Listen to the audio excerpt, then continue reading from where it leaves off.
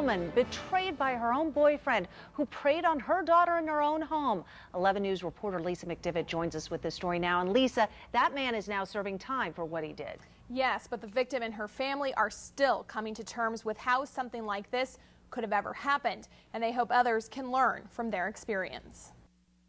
It was on a Sunday, and we were at King Soopers in the car, just pulling up like, you know, normal. We're going to go to the grocery store, no big deal.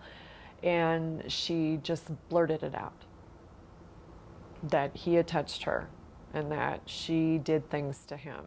When she heard that, the woman we're calling Valerie says her boyfriend, Tim Napier, had been living with her and her 2 children for 6 months. She says now she realizes he used that time to earn the family's trust and get to know their habits. I mean, he knew when I took my medication, he knew how long I'd be asleep. He checked to make sure I was asleep. And Valerie says that's when he made his move on her 12-year-old daughter.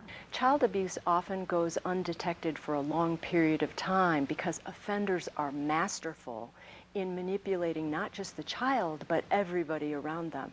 Jan Isaacs-Henry, the executive director of Kidpower, says this is a common approach for abusers. Because you didn't think that this could really happen. I mean, it was in your own house. After the sexual assault, Napier told Valerie's daughter to stay quiet, but she didn't. In fact, she told her mom the next day. She knew it was wrong. She didn't understand why it was happening. This child needs to be applauded because it was so difficult. Isaacs-Henry says 90% of sexual abuse cases are with people you know. That fact shouldn't scare you as a parent, but encourage you to start laying the groundwork for teaching your children safety techniques. Kids need to know that their bodies belong to them and they get to decide whether they get touched or not. As for Napier, a year after he was arrested, he pleaded guilty to the crime. And just last week, he was sentenced to 2 years of work release at the El Paso County Jail.